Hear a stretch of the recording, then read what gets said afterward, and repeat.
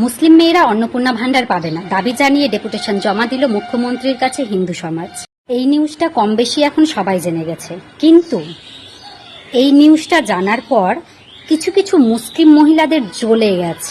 বলছি, যে দেশে থাকছো খাচ্ছ সেই দেশে ভারত মাতার জয় দিবা না, বন্দে মাতরম স্লোগান করবেন না, আবার হিন্দুদের টাকা নিবেন, অন্নপূর্ণা ভান্ডার। হ্যাঁ, 100 বার বলবো যেটা হিন্দুদের টাকা, কারণ এটা হিন্দু রাষ্ট্র।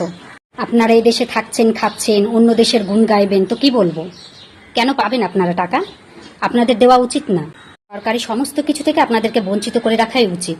এই যে বলছেন না যে সরকার কি তার বাপের টাকা থেকে টাকা দেবে নাকি, আমাদেরই তো ট্যাক্স কেটে টাকা দেবে, তো তাদের বলি ভালো মতো কান করে শুনে রাখুন। প্রথমত, আপনারা যে কোনো দেশে যান সেই দেশেই আপনাদের ট্যাক্স কাটবে। আর রইল আমাদের ভারতের কথা, তো আমাদের সরকারের কি কাজ নেই যে এই অশান্তিগুলোকে ফালতু ফালতু আমাদের দেশে রাখবে বিনা ট্যাক্সে? যখন অন্য দেশে পড়ে আছেন তখন আপনাদেরকে ট্যাক্স দিতেই হবে, সে আপনি অন্নপূর্ণা ভান্ডার পান আর না পান, নেন বা না নেন। ঠিক করেছে, এই নিউজটি করেছে তো হিন্দু সমাজ।